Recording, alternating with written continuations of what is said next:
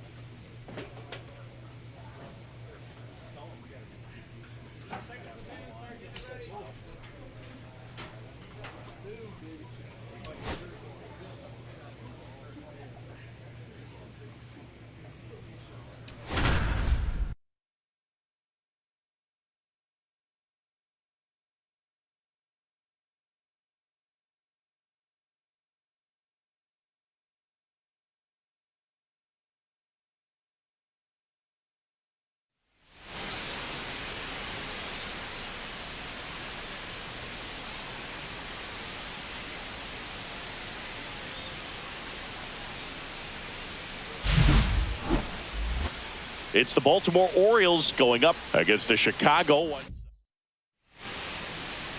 Just about set to go on the hill and coming off a great start. Number 53. Singy, he was ridiculously good on the mound last year. Well, last year finishing with an ERA under 1. Just unbelievable when you talk about the consistency, the ability to go out there, attack hitters, put them on the defense from the... Oh, that got him on the mound. Gets it there in time, though, and that's out number 1 on a tough play. This is Dylan Carlson. This one popped up. Got it. They got it for out number 2. 2 outs, base is empty. Gunnar Henderson, the next to hit for the Orioles. That's in there. That's strike 1. So here in the 3 spot, Chris, a hitter low average but high slug. Well, one thing he's going to lean on are the metrics. And it's a 1-2-3 inning. Middle of the first. Here on the south side. Now here's Giancarlo Stanton. And that is out of play. Stanton, a former All-Star, batting in the cleanup spot. And though usually in left field, today he's the designated hitter. Some guys don't like not being able to play defense because it helps them to stay in the rhythm. So for him to be the DH, we'll see if he gets a routine together.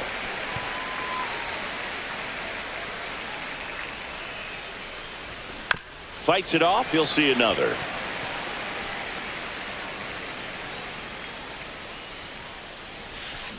And a swing and a miss. Down on strikes. 1 away. I mean, trying to hit that pitch immediately after seeing a good fastball on the pitch before, just a brutal task, man. I don't envy this at all. You almost have to sit fastball and hope you get one you can put in place so you don't have to deal with the potential of seeing the knuckleball with 2 strikes. 2 up, 2 down in the top of the second. Here's Adley Rutschman.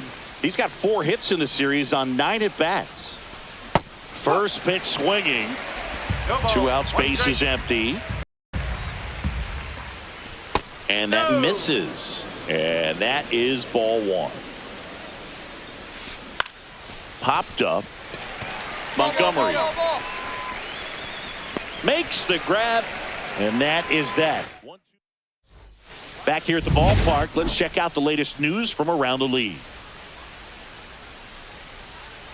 That one's in there. That's strike 1. Well, after scoring runs, this is where you're looking for that shutdown inning. Get that hot team back in there to swing the bats. Swinging a foul back. That's out of play. Breaking ball in there. Got him looking. And there's 1 down. Well, he's got great strikeout stuff on the mound, doesn't he? I mean, double-digit strikeouts in his last start, and he's just racking them up again in this one. This guy can really dominate a game out there. Not a fun assignment for any lineup. Late on that fastball. 1 ball. 1 out, base is empty. Out to short. On the run, throw to first. It's there, and that's a great play. And next for the Orioles, Jackson Holliday. On the ground, right side, Schmidt sends it to first, and the Orioles set down in.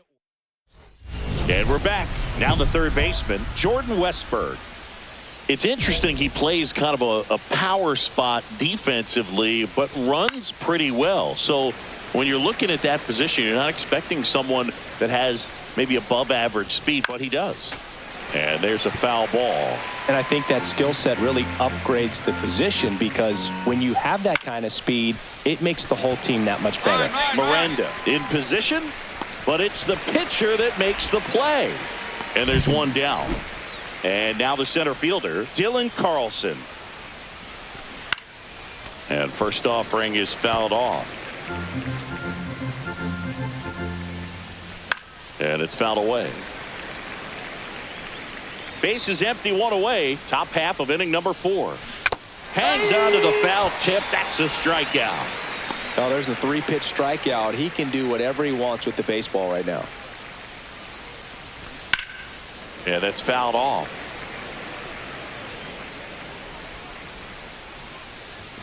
Next offering is in for a strike. Got him. And it's a 3 up, 3 down inning. Back here on the south side. Now it's going to be Giancarlo Stanton. They've got a potent lineup, and when you think about teams capable of rallying from this kind of deficit, they're right at the top of the list.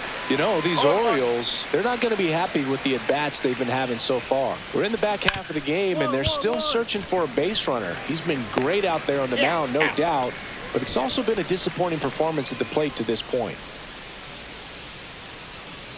O'Neill batting for the second time, and that's strike one. A little out front there as he swings through it. Swings through it, and that's a strikeout. Well, that at-bat seemed to be over as soon as it started. 3-pitch strikeout. You've got to be better at the plate right there, at least to foul something off, extend that at-bat. Rutschman in the box with 2 gone, and takes a look at a called strike.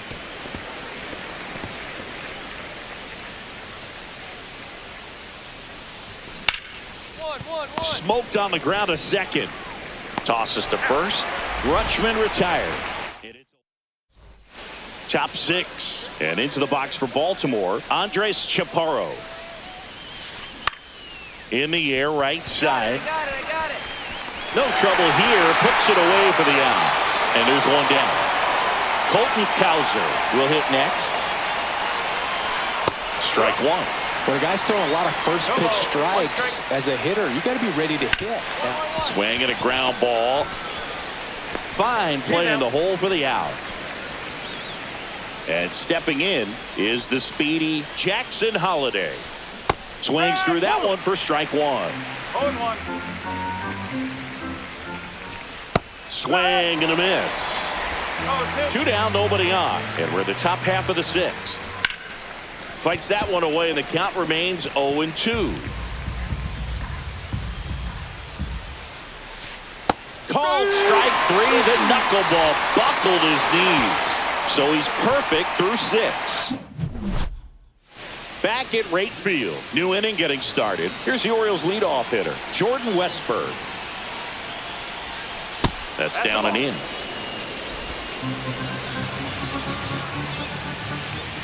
That catches the top part of the zone, and the count even at 1. Right side, and that chance handled. Now the throw to first on the run, and they get the out. Great play out there, and that keeps the perfect game alive. Next to hit, Dylan Carlson. And a foul ball.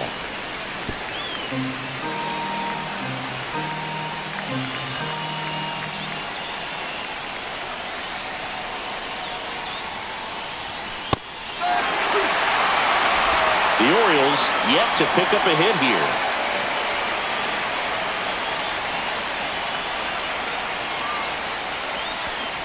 Swing and a miss. Struck him out. And he's up to 7 strikeouts. Chris, third time through the order, and a couple of quick outs for the starter. Yeah, he's been very frugal today. Economical with the pitch count.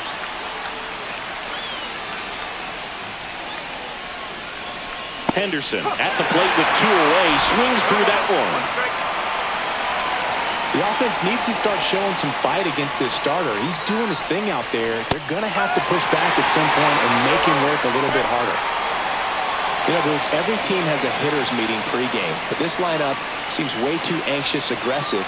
You wonder what they talked about. And he hits a ground ball right side, and foul ball.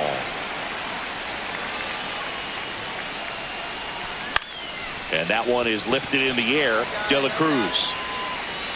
He's got it, and that'll end the inning. The perfection continues. 21 straight have been retired. This game's a bit of a blowout, Singy. Let's talk about something random. Let's do it. Growing up, who is your favorite big league mascot? The Philly Fanatic. Still the best mascot. Is there a reason? Well, I love the Phillies, and I love Mike Schmidt. Michael Jack Schmidt, 548 home runs. He was my favorite. Well, some people say you and the Philly Fanatic kind of have some things in common. We have a similar body type. It's true.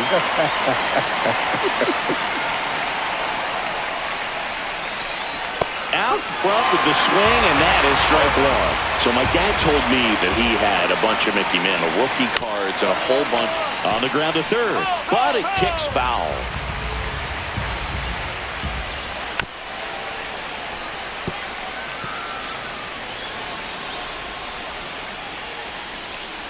Strike three, and that's 2 in a row. Well, you may think, man, that pitch was right on a tee for him, but I don't care where a knuckleball ends up. Those things dance all over the place, and even when they pass right through the hitting zone, squaring it up or even getting a good piece of it can be a tough task. That one off the mark, and that's ball one. In the air, right field, Casey moving under this one, and that'll do it.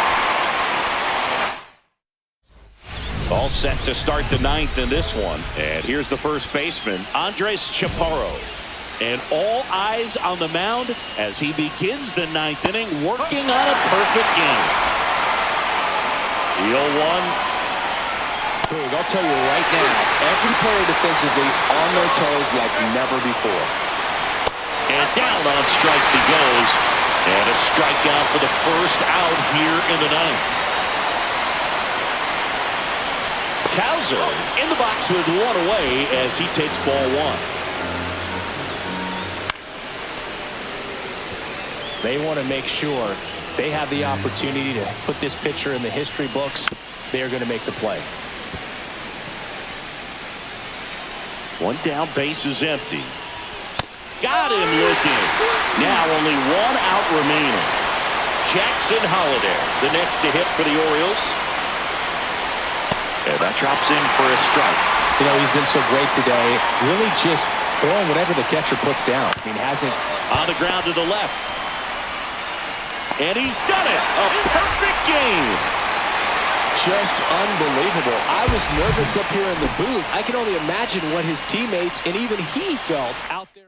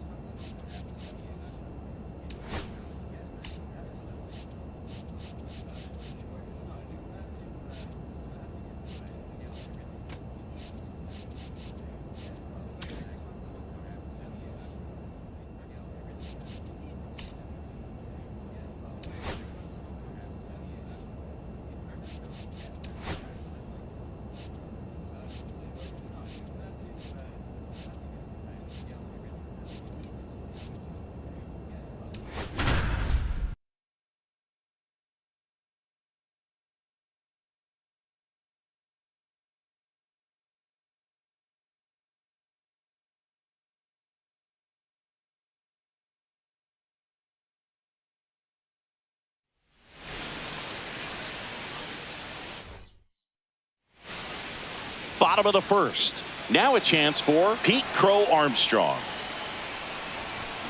And a foul ball.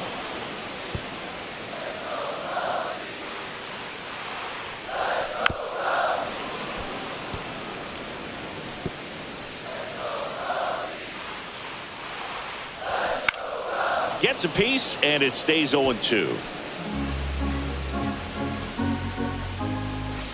Swings through it for the K.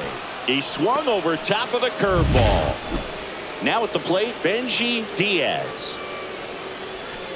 Right through there for a strike.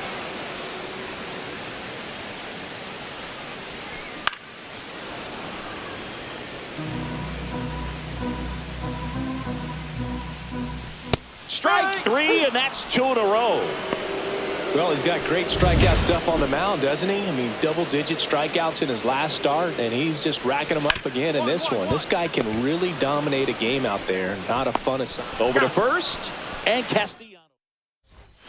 Back here at Wrigley Field, bottom of the second. Here's the third baseman, Connor Norby. That one finds the zone. 0-1. Norby launched a homer in his most recent game.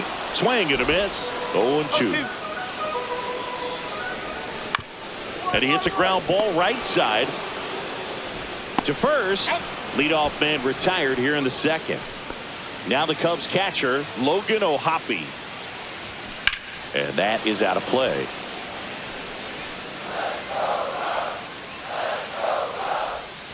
And that drops in for a strike. Swing and a fly ball in the air out towards right center field. No trouble here. Puts it away for the out.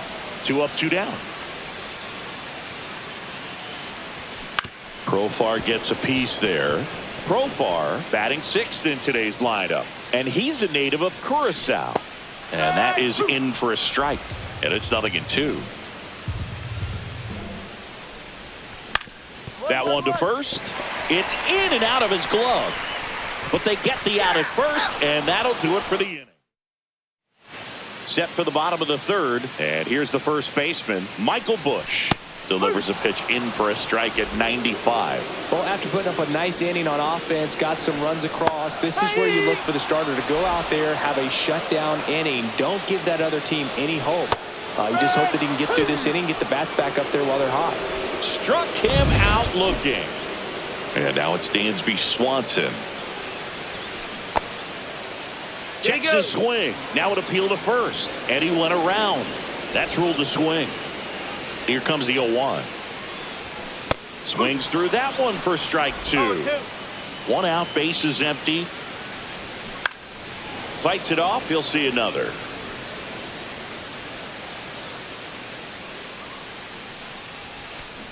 That one lifted to left. I got it.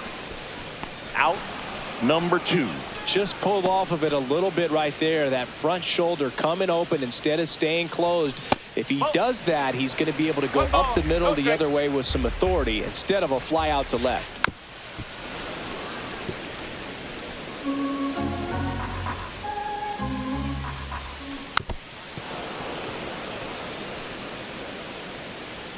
One and 2 now.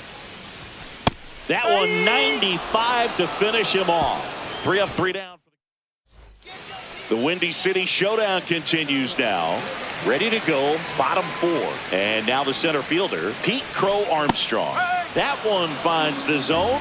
Strike 1. You know, these Cubs just lacking discipline at the plate in this ballgame. They're chasing a lot of pitches outside the zone, and those chases are turning into a bunch of outs. Can they turn that around and stay within the zone?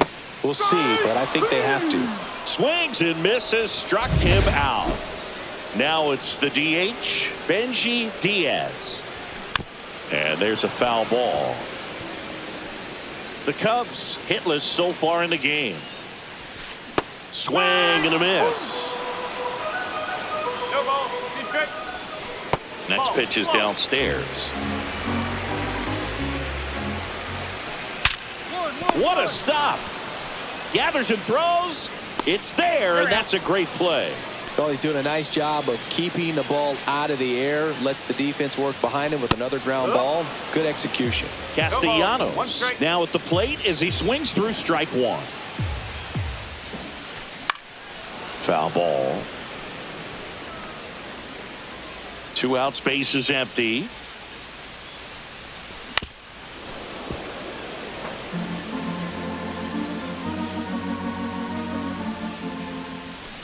Whacked out to center field. That's well struck.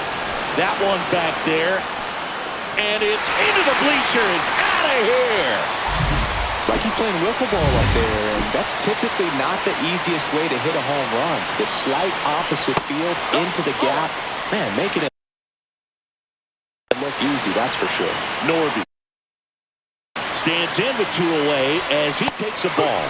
That one catches the zone. And now it's even 1-1. The 1-1 is fouled off.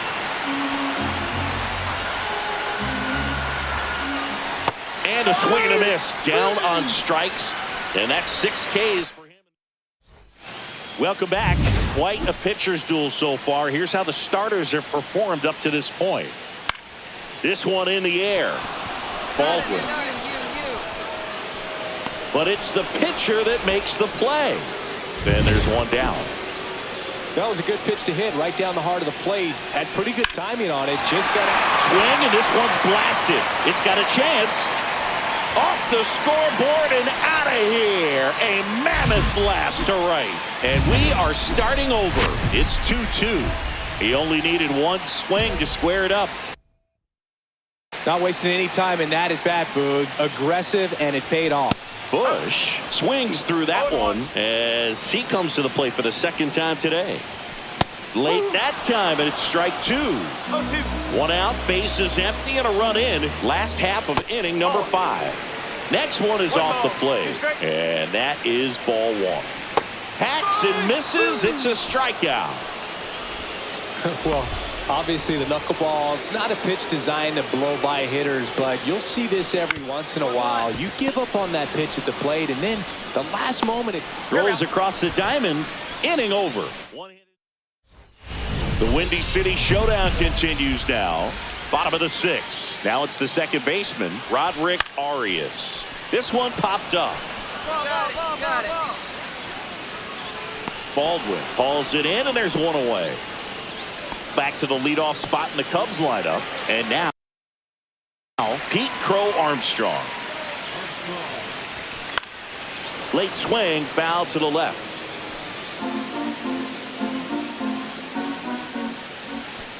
And there's the strike.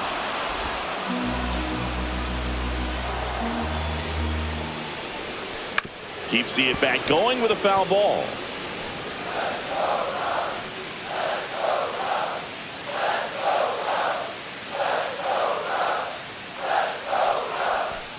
That one just misses. Going to count 1-2. All tied up here in the bottom of the 6th. He goes down looking. Well, he's going to have some thinking to do when he leaves the ballpark after this one. That was his 3rd strikeout, and this one looking, obviously, so he's been a little overmatched. He's got to find a way just to be more competitive up there at the plate. And that's a base hit. So he gets on base and keeps it going. Here's Nicholas Castellanos.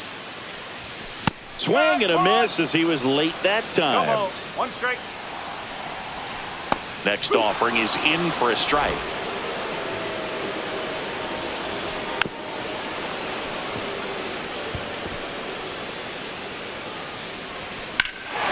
Swing and a drive, deep right field, way back there.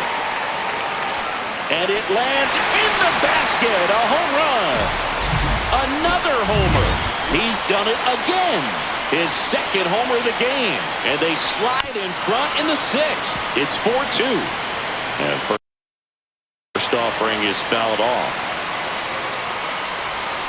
And downstairs. 1 ball, 1 strike. That one finds the zone. And it's 1-2. And they'll do it again.